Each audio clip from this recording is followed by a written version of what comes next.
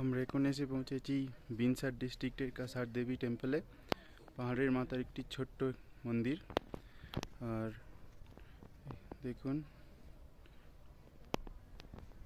এইটা হলো কাসার দেবীর মন্দির।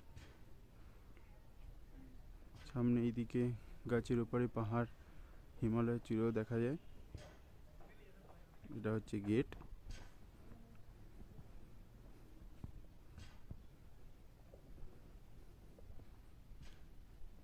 চারিদিকটা দেখে নিন, এক অদ্ভুত সুন্দর জায়গা।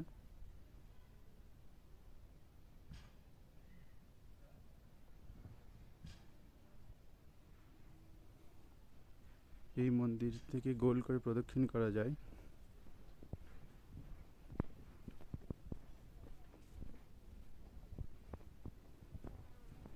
এখান থেকে আরেকটি সিঁড়ি আছে।